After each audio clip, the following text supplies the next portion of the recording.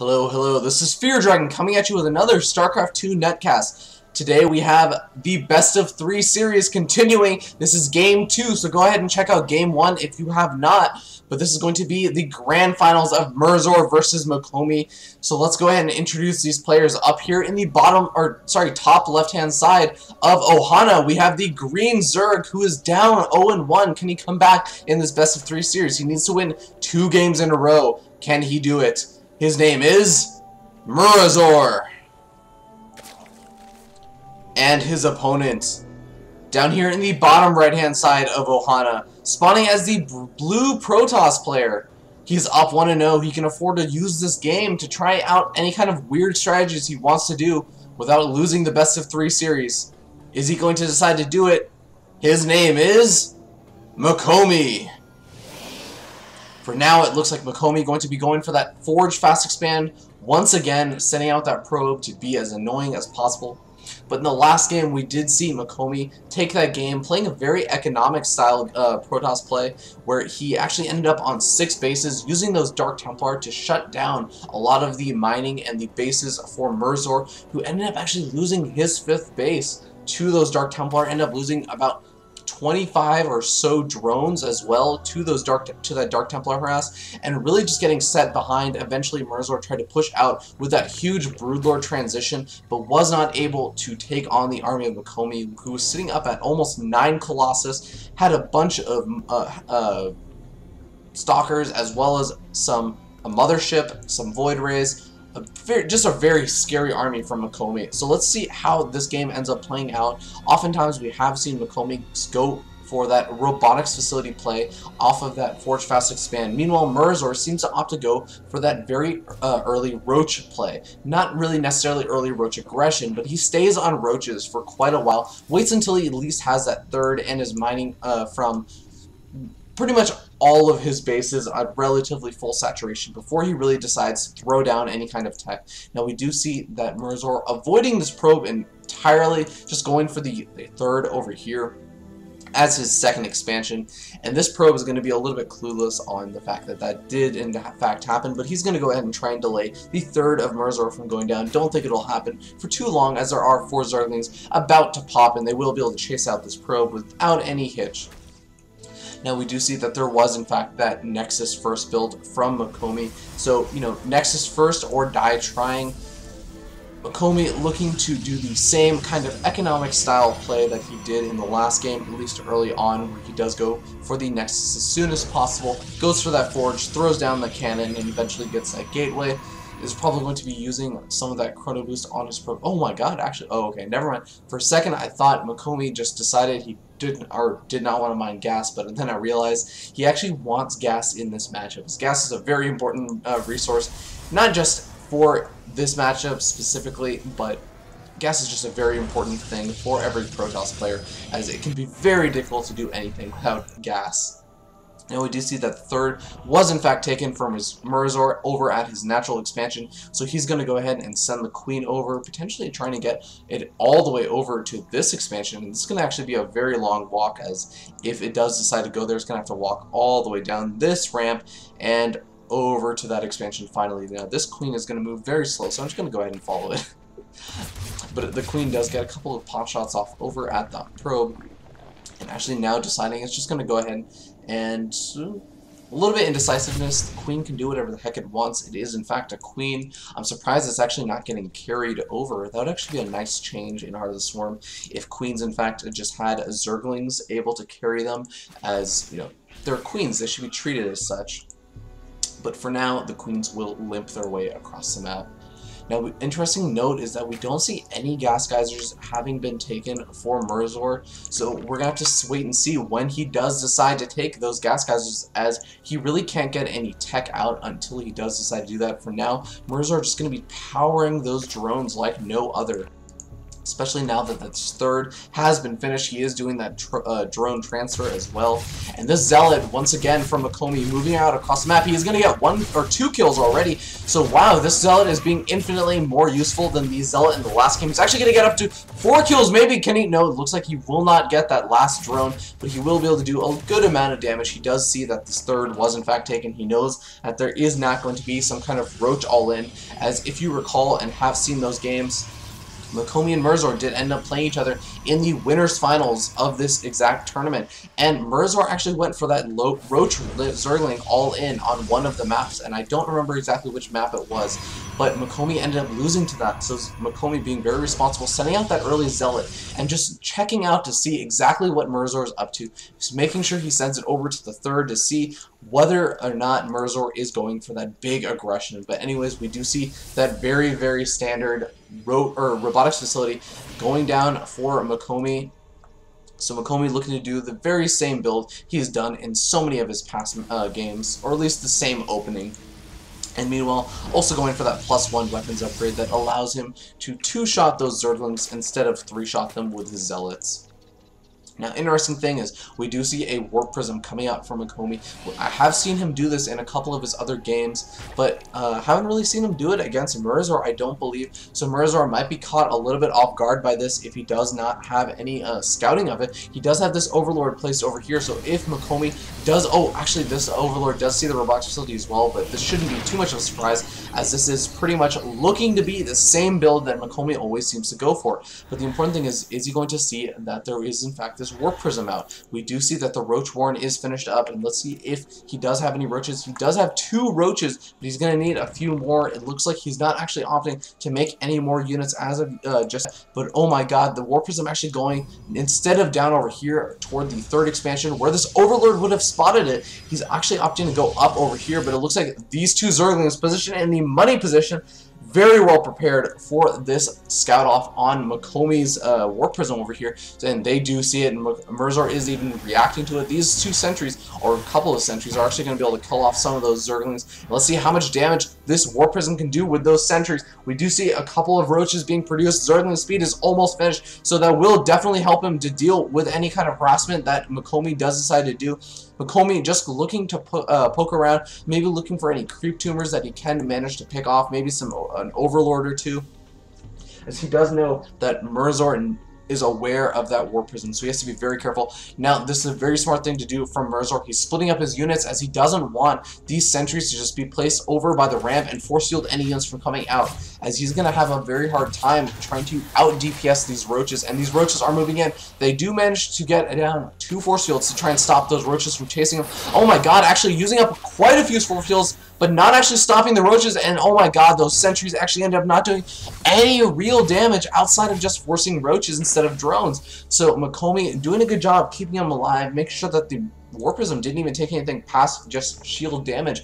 So a good job there, and well controlled by Moki, but he did miss a couple of those force shields. He had a couple opportunities to block those 3 roaches off from really being able to chase those sentries down, and maybe he could have netted a couple of drone kills, but eventually in the end was forced out, as those roaches were just a little bit too scary for Moki to try and deal with. Now, once again, we do see a huge drone count out for Murazor. So Murazor really favoring this style where he just goes for this massive roach count once again before really getting any attack. Going for that exact same build he went for in the last game, where he gets that Galileo reconstitution, that burrow, and that big roach aggression around this time.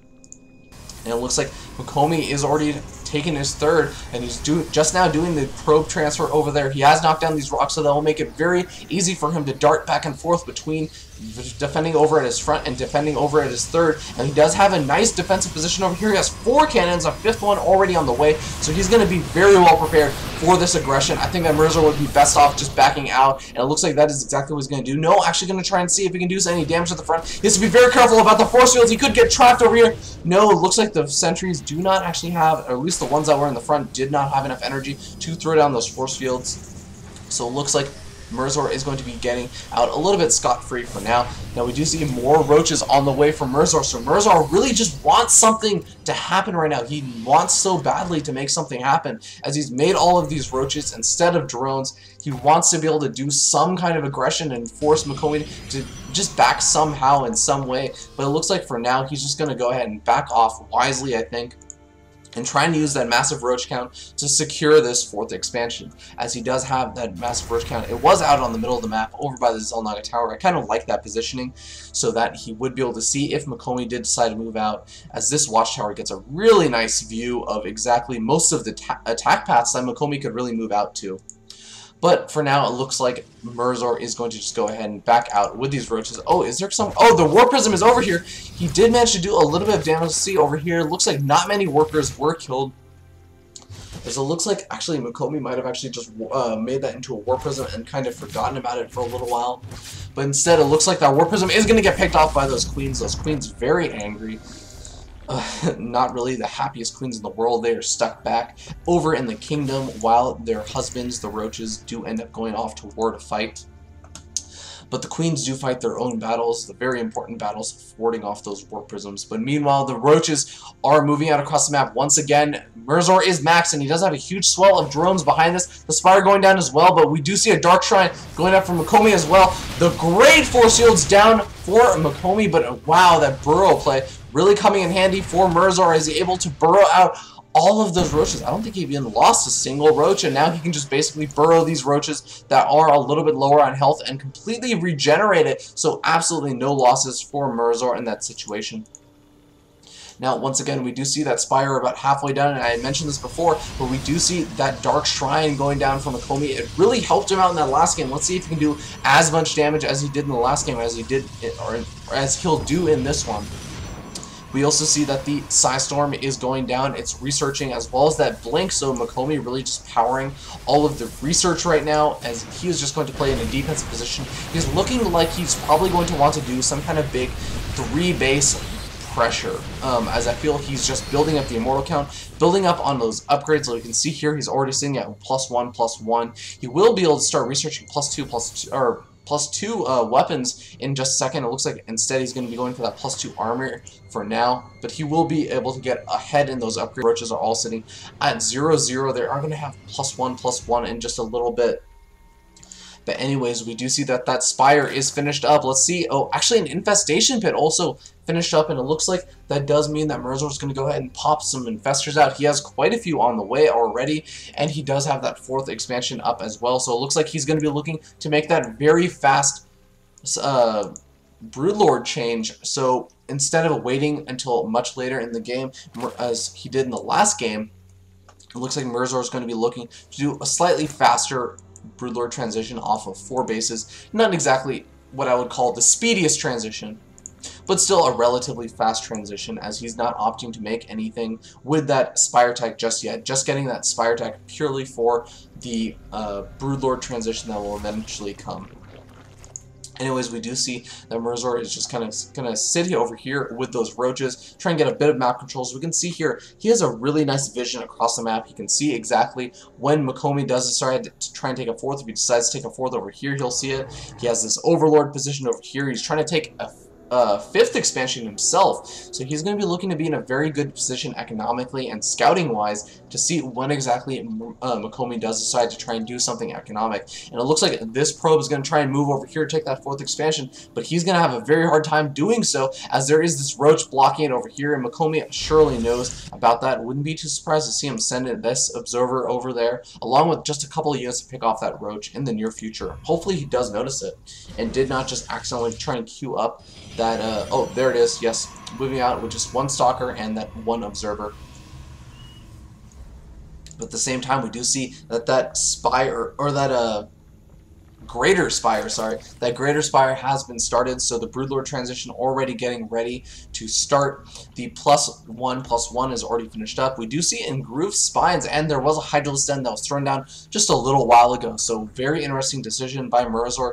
Generally, you don't actually see a lot of Hydralisks in this matchup, as just the Colossus tend to eat away at those Hydralisks so fast that oftentimes in the large-scale engagements toward the late game, the Hydras just have so hard of a time doing a lot of damage as those Colossus just pick them off before they can really do anything. It looks like the Roaches are moving in. This is a great move from Murazor. He knows that he has to sacrifice a lot of his army supply right now, so he's going to go ahead and just try and snipe off this 4th expansion that's trying to go up right now. Oh my god, actually, wow! Murazor actually backing up way before, or right before he was able to snipe off that 4th expansion, but Moki actually just preemptively deciding to cancel that. He actually probably could have gotten that up without any more problems, as all of those Roaches had already backed out so far away. But looks like it ends up working out in Murazor's favor anyways, as even though he does lose quite a few of his Roaches, and he has to be very careful about this very scary army at his front door. He does manage to get a cancel over on the 4th expansion of Moki, so delaying that just a little bit longer. He does have 5 bases up and mining already, and looks like his 5th base might be in a little bit of trouble in just a second, as Moki does know about this 5th base. Or at least he knows about this base. He doesn't know that this is actually his 5th base. He doesn't know that Murazor in fact took that 4th expansion over there on the right hand side, but it looks like Moki's going to go ahead and try and snipe off this expansion. I'm not sure exactly what Murazor can do, and it looks like Murazor doesn't feel like he can do a lot right now anyways, as he's just going to wait and sit and try and get his Broodlord count up for now. And actually, wow, we do see a little bit of, I think it was Murazor throwing down a couple of those spine crawlers, making a couple of more units, and then canceling them. He was sitting at 200 supply, but hold that thought, the engagement is happening. The Colossus doing a massive amount of damage to those Roaches. The Roaches actually getting picked off in massive numbers, as those Force Seals also prevent a lot of them from being able to escape. These Broodlords have not really gotten a chance to do as much damage as they want to, and oh my god, the feedback's going down on a lot of these Infestors. The Infestors trying to move around to a good position, and it looks like they haven't really been able to get a good chance to throw down any good fungals. It looks like now they're going to be able to throw down a couple of fungals if they so choose. There's one fungal chopping a couple of those units, but oh my god, so much of the army of Murazor has already been killed off. There is this still huge Broodlord army, but he has to be very careful, as all of these Stalkers can just blink directly underneath those Broodlords, as there are not enough reinforcing Roaches. And oh my god, Murazor has to be so careful. He could get all these Broodlords caught out of position. Murazor has to be so careful. Oh my god, there is a blink forward, and all of the Stalkers are now going to be target firing down all of those Broodlords. There are a couple fungals being thrown down on these Stalkers, so they cannot blink forward to pick off the remaining Broodlords. But now, with that fungal growth wearing off and the Infestors getting picked off, it looks like the remainder of the Broodlords are going to get picked off by those blinking forward Stalkers. And Moki already still maxed out again. He's continuing to reinforce with additional Stalkers, and Murazor looking to be in a very terrible position in this game. He does not have much of an army left over. He's only making Roaches at this point, as he does not have the time to morph in additional Broodlords. Oh no, it looks like Murazor might actually end up losing this game because of having all of those Broodlords in a very terrible position. I feel like he just did not get the better end of that engagement, even though he tried to go for that surrounding angle. His army just ended up getting a little bit cut out his army just ended up getting cut out of position just a little bit, and it looks like Moki is actually going to take this game. That does put the series, the best of 3 series, in the grand finals for Boilerfrag 4.0 into Moki's favor, to a 2-0 victory, getting his revenge on Murazor, who he faced earlier on and is now online apparently. So congratulations to Moki. He got his revenge on Murazor, who had 2-0'd him earlier on in the tournament, but Moki able to come back in this best of 3 series in the grand finals, did end up winning Boilerfrag. So once again, congratulations to him. Now anyways, hopefully you guys enjoyed all of the casts going on from Boilerfrag 4.0. I think I'm going to take a break from casting all of the replays I have from Boilerfrag 4.0, now having finished up the grand finals. So please go ahead and submit any replays you want casted to feardragon64@gmail.com. And yeah, I think that's pretty much it. If you like my commentaries in any way whatsoever, or if you just have some criticisms, please go ahead and leave a comment in the comments below, or you can also subscribe to me on twitch.tv/feardragon64 or youtube.com/feardragon64. This has been Fear Dragon, and I'm heading out. See you later, guys.